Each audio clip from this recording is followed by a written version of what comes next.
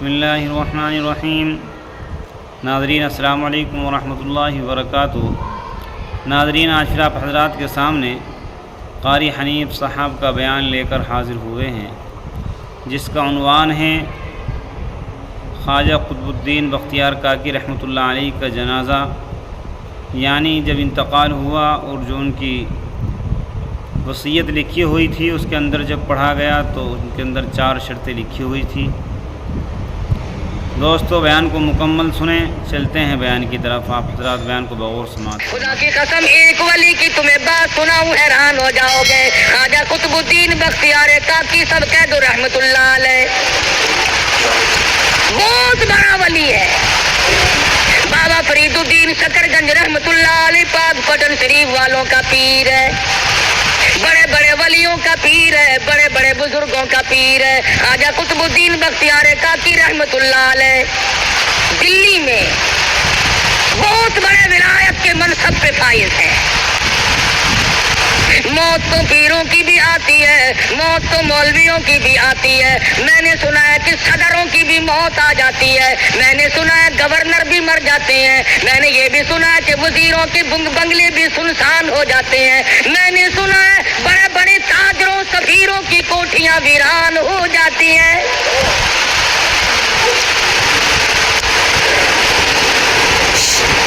تھوڑی بہت ہی ملکیت کی تو کیا بات ہے، روئے زمین کے مالک چلے گئے۔ زمین اتنوں کو کھا گئی اور کبھی ڈکار نہ لی۔ اربوں خربوں انسان زمین میں کھپ گیا۔ خواجہ قطب الدین بختیار کاکی رحمت اللہ علیہ کا آخری وقت آیا، وصیت نامہ لکھا ہے۔ ہمارے یہاں تو وصیت نامے اس قسم کے ہوتے ہیں، چھوٹی کوٹھی چھوٹی بیوی کی، بڑی کوٹھی بڑی بیگم کی، فلاں رقبہ فلاں لڑکے کا، فلاں کار فلاں کی۔ ہم تو یہی لکھیں گے نا، اور ہم نے کیا لکھنا ہے؟ اصل تو لکھنے کی نوبت ہی نہیں آتی، گول مول دھڑم کر کے بہت آتی ہے، فرصت ہی نہیں لکھنے کی۔ اور لکھے گا تو وہ جس کو موت کا یقین ہو، جس کا یہ خیال ہو کہ میری موت آئے گی۔ میرا تیرا تو یہ خیال ہے کہ ہم نے مرنا ہی نہیں، جو زمین میں چلے گئے موت ان کو الاٹ تھی، ہم کیوں مرے؟ اللہ پاک فرماتے ہیں اور تم تو کیا ہو، تم سے بڑے بڑے آئے اور جب میں نے ان کو جھٹکا دیا کیوں نہ کر سکے؟ یہ چونکہ ولی تھے، وصیت نامہ لکھ دیا، میرا جنازہ وہ جنازہ پڑھانے کی شرطیں لکھ ماری۔ پہلی شرط یہ ہے میری نماز جنازہ وہ آدمی پڑھائے، وہ آدمی میرا جنازہ پڑھا سکتا ہے جس میں 4 شرطیں پائی جائیں۔ میرا نماز جنازہ ہر آدمی نہ پڑھائے، ہر کوئی میرے جنازے کے لیے کھڑا نہ ہو، وہ آدمی پڑھائے جس میں 4 شرطیں پائی جائیں۔ پہلی شرط یہ ہے جب سے اس نے ہوش سنبھالا میرے جنازے کے وقت تک اس کی ایک وقت کی بھی، ایک دن کی بھی، ایک نماز بھی جماعت کے بغیر نہ ہوئی ہو، ساری عمر میں کبھی تکبیر اولیٰ فوت نہ ہوئی ہو، بیماری میں، دکھ میں، درد میں، سفر میں، حضر میں، کسی وقت میں بھی، کسی پریشانی میں بھی، کیسی تکلیف کیوں نہ ہو، ایک وقت کی بھی جماعت کی نماز اس کی ترک اور قضا نہ ہوئی ہو۔ پہلی شرط نماز جنازہ پڑھانے کی ہے۔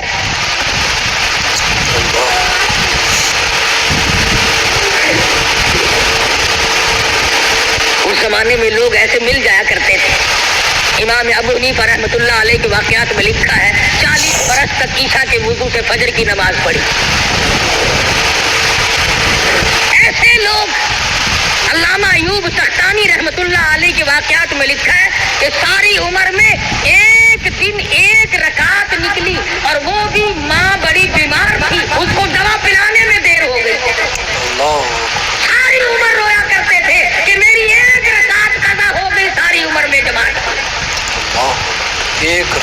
ہمیں جماعت کی پرواہ بھی نہیں۔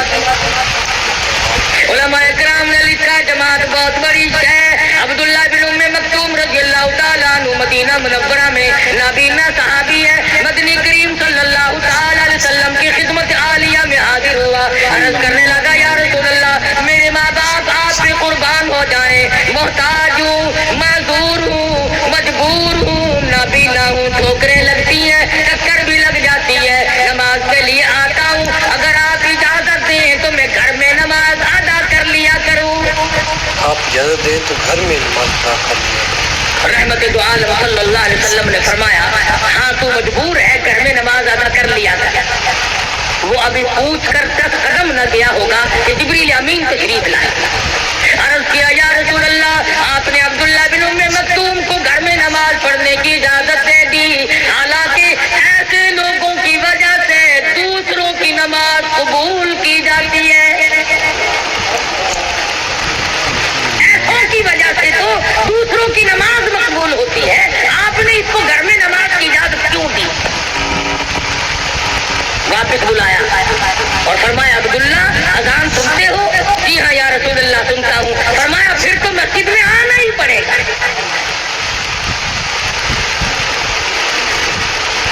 جماعت کی نماز تو کیا پڑھیں گے، ہمیں صحیح معنوں میں جمعہ پڑھنے کی بھی توفیق نہیں۔ کئی لوگ جمعے میں بھی چلاکی مارتے ہیں، خطبے میں آ جائیں گے، جماعت آخر رکعت میں آ کے رل جائیں گے اور اپنے دل میں خیال کرتا ہے کہ میں نے جمعہ پڑھ لیا، مجھے یہ معلوم نہیں کہ گھاٹا کتنا پڑا۔ علماء اکرام نے لکھا ہے خطبے کی اذان ہوتے ہی وہ فرشتے جو دروازوں پہ کھڑے ہوتے ہیں وہ اپنے کاغذات کو بند کر کے خطبہ سننے بیٹھ جاتے ہیں، جمعے کی فہرست میں تیرا نام ہی نہیں، تیرا نام ہی نہیں۔ دکان پہ بڑا سویرے پہنچتا ہے کہ کہاں کرنا چلا جائے، جمعے کے متعلق چھٹی کا دن ہے جی آج تو دیکھی جائے گی، چلے جائیں گے، پہنچ جائیں گے، ایسی مسجد تلاش کرو جہاں فوراً جمعہ ہوتا،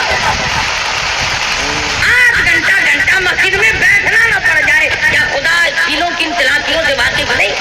یہ تو ہے حال آج کل کے مسلمانوں کے۔ دیکھ رہا کہ یہ جلدی جمعہ پڑھنے کے لیے کیوں ڈھونڈتا پھرتا ہے؟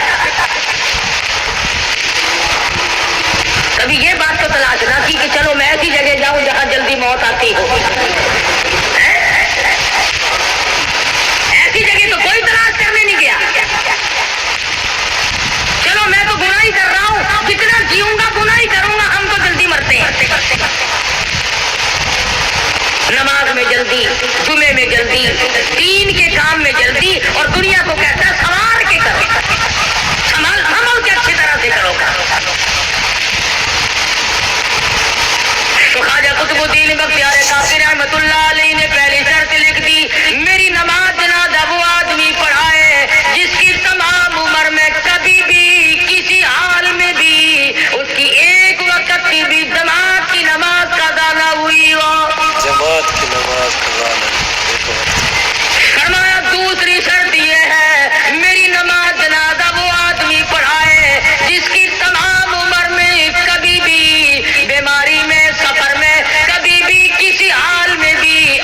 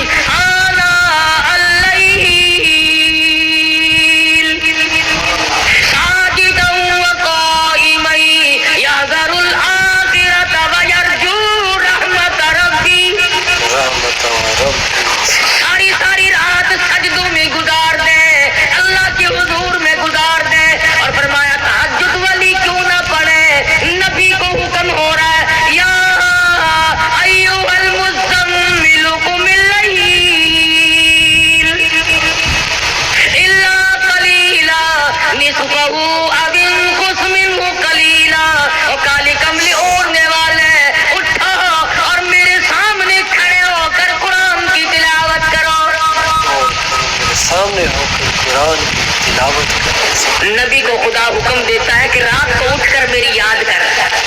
ولی ساری رات عبادت میں گزارتا ہے. ہمارے زمانے کے بعد پیر سے پوچھو نا حضرت جی نماز نہیں پڑھ دے. آخر میں مدینے پڑھ کے آنا, میں مدینے پڑھ آیا. روٹی اتھو رگڑتا ہے, سارے کھانے تے پینے تے پہننے تے سارا رگڑا اتھو چڑھتا ہے تے نماز مدینے پڑھتا ہے. خواجہ قطب الدین پیر ہے, ولیوں کا ولی ہے, بہت بڑا بزرگ ہے. کہتا ہے میری نماز جنازہ وہ آدمی پڑھائے جس کی ساری عمر میں ایک دن کی بھی تہجد کی نماز قضا نہ ہوئی ہو. یہ تین شرطیں جو تھی یہ تو تقوی کی تھی, اللہ اللہ کرنے کی تھی, نماز جماعت کی, عصر کی سنتیں, تہجد کی نماز یہ تو کرنے کی تھی, اور چوتھی شرط ان سے بھی مہنگی, چوتھی شرط ان سے بھی زیادہ مہنگی اور گرم ہے اور بہت زیادہ سخت ہے. فرمایا لوگوں میری نماز جنازہ وہ آدمی پڑھائے جس کی تمام عمر میں کبھی بھی کسی حال میں بھی ساری زندگی میں غیر عورت پہ اس کی کبھی نگاہ نہ پڑی ہو. غیر عورت میں اس کی نگاہ نہ پڑی. میری نماز جنازہ وہ آدمی پڑھائے جس نے ماں, بہن, بیٹی, بیوی کے سوا پانچویں عورت کو نگاہ سے نہیں دیکھا.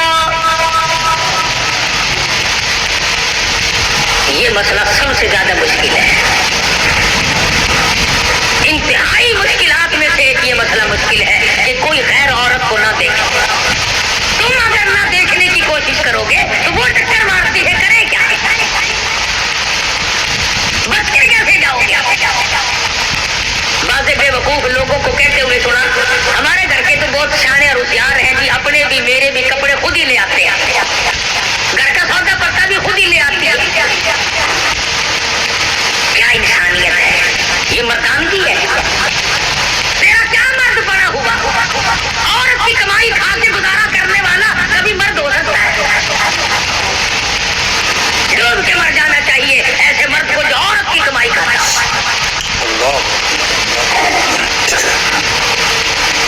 نگاہ کی حفاظت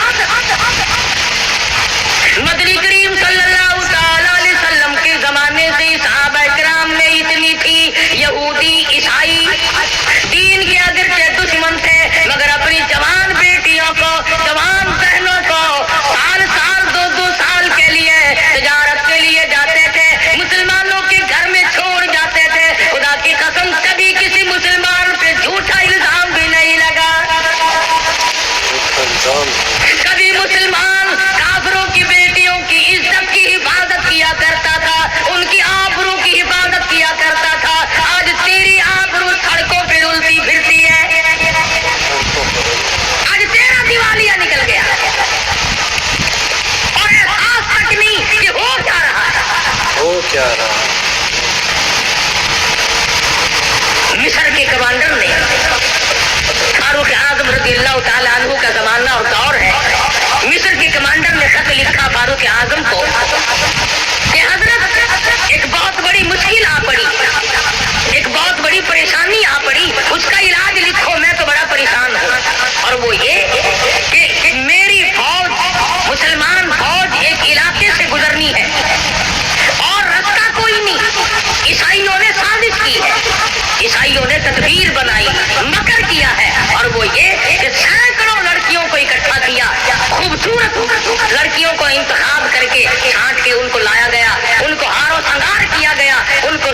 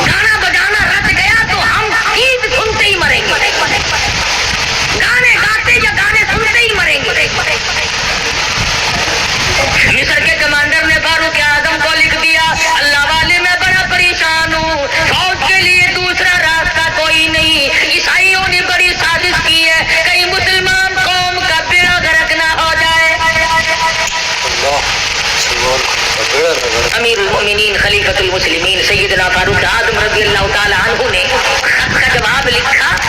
फरमाया कोई परेशानी की बात नहीं, सारी फौज को इकट्ठा करके कुरान करीम की एक आयत सुना दो, एक आयत सुना दो अल्लाह के कुरान। फारूक आज़म का यह अकीदा, पूरी फौज को एक आयत काफी है। आज अवाम और हुक्काम को सारा कुरान काफी कोई नहीं। क्या बात है, एक आयत काफी है। कौन सा घर है जिसमें अल्लाह का कुरान नहीं रखा? कौन सी मस्जिद है जिसमें खुदा का कुरान नहीं? कौन सी बस्ती है जिसमें अल्लाह का कुरान नहीं? और जालिमों, कुरान करीम के ऊपर गर्दों को बार जमा पड़ा है, अपने मुंह रोजाना साफ करते हो, खुदा का कुरान भी कभी जा रहा है। बर्तनों की सफाई, बिस्तरों की सफाई, घर की सफाई रोजाना की जाती है, और खुदा के कुरान को पूरे साल हाथ लगाने वाला कोई। कमांडर को खत लिख दिया फारूक आज़म रज़ी अल्लाह ताला अन्हु ने कि एक आयत मुसलमान फौज को इकट्ठा करके सुना दो। चुनाचे कमांडर ने बिगल बजाया, तमाम फौजियों को इकट्ठा कर लिया और फरमाने लगे कुल्लिल मुमिनीन यगुद्दू मिन अबसारिहिम व यहफज़ू फुरूजहुम ज़ालिकुम अज़का लकुम इन्नल्लाहा खबीरुम बिमा यसनऊन। एक आयत अल्लाह के कुरान की कमांडर ने सुनाई है और उसके बाद हुक्म दिया फौज को कि रुखसत हो जाए, चले।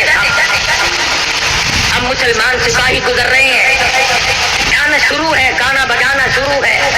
थक गई गाना गा गा, बेशुमार फौज थी, डांस कर करके ईसाई लड़कियां थक गई। किसी ने यूं सर उठा के नहीं देखा, किसी ने आंख उठा कर नहीं देखा। कुरान की आयत का तर्जमा था, ओ मोमिनो, ओ मुसलमानों, अपनी निगाहों की हिफाजत करो, अपनी शर्मगाहों की हिफाजत करो। अगर तुम खून की आंखों से भी देखोगे, यूं जरा सा कोई में से भी देखोगे, इन्नल्लाह खबीरुम बिमा यसनऊन, मैं तुम्हारी साथ हूं, मैं तुम्हें देख रहा हूं, मैं देख रहा हूं। अगर तुमने इन लड़कियों की तरफ आंख उठाई तो मैं खुदा देख रहा हूं। फौज ने कुरान की एक आयत सुनी और चल दिए, निकल रहे हैं, जा रहे हैं। कोठों पे लड़कियां नाच नाच के थक गई, डांस कर करके थक गई। फिर आखिर जब तकरीबन सारी फौज निकल गई, दो चार आदमी रह गए, एक लड़की कहने लगी, अरे ये हुस्न का नजारा, ये जमाल, ये रक्तो सुरूद, ये गाना बजाना, हमने पूरा जोर लगा दिया, किसी ने आंख उठा कर नहीं देखा। ये सारी फौज अंधों की तो नहीं, और सारे अंधे तो नहीं, कोई तो देखो, सर तो उठाओ। लड़कियों की ये बात सुनकर एक मुसलमान सिपाही चलता चलता यूं नजरें कर रखी है, चलता चलता कहने लगा, कैसे कोई देखेगा, सारे के सारे अल्लाह का कुरान सुन के आए हैं, सारे अल्लाह का कुरान सुन के आए हैं, कोई नहीं देखेगा। अल्लाह गनी। ईसाई लड़कियां कहने लगी, वो कैसा कुरान है जो इतने बड़े कमाल के नजारे से रोक दे, इतने हुस्न से रोक दे, गाने बजाने से रोक दे, ये तरह तरह के डांस हमने किए, इनको देखने से रोक दे। वो कैसा कलाम है जिसमें इतनी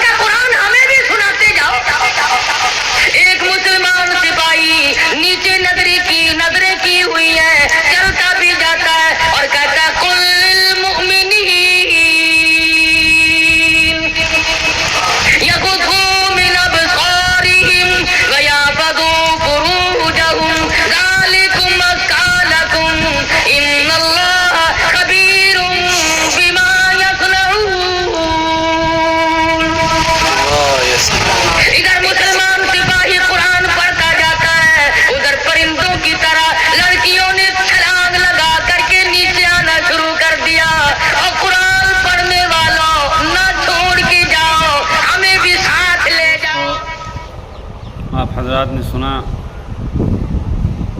کتنا دلچسپ یہ واقعہ تھا اور کس طریقے سے حضرت نے یہ بیان فرمایا، یعنی عیسائی لڑکیاں بھی ایمان لے آئی جو ناچ گانا کرنے میں مشغول تھی، مسلمانوں کے ایمان پہ ڈاکہ ڈالنا چاہتی تھی۔ اللہ تبارک و تعالیٰ نے ان کو کس طریقے سے ایمان کی دولت سے نوازا۔ یہ قرآن کریم کی برکت اور قرآن کریم سے محبت کا صلہ تھا، یعنی صحابہ کرام رضی اللہ تعالیٰ عنہم اجمعین نے قرآن کریم پر عمل کیا، تو ان لڑکیوں نے جب دیکھا کہ کسی نے بھی کوئی نظر نہیں اٹھا کر دیکھی تو پوچھا کیا یہ پوری جماعت ہی اندھوں کی ہے؟ ایک صحابی رضی اللہ تعالیٰ عنہم نے ارشاد فرمایا کہ یہ اندھوں کی جماعت نہیں، یہ قرآن کریم سننے والی جماعت ہے۔ دوستو، قرآن کریم وہ بابرکت کتاب ہے، جب انسان اس سے جڑ جاتا ہے، اس پر عمل کرنے لگتا ہے تو اللہ تبارک و تعالیٰ اسے ہی راستے کھولتے چلے جاتے ہیں۔ دوستو، امید ہے کہ آپ حضرات کو یہ بیان پسند آیا ہوگا۔ چلتے پھر اگلے بیان میں ملاقات ہوگی۔ اگر بیان پسند آیا ہو تو ہماری ویڈیو کو لائک اور شیئر کریں، چینل کو سبسکرائب کرتے ہیں۔ چلتے ہیں پھر اگلے بیان میں ملاقات ہوگی۔ السلام علیکم ورحمۃ اللہ وبرکاتہ۔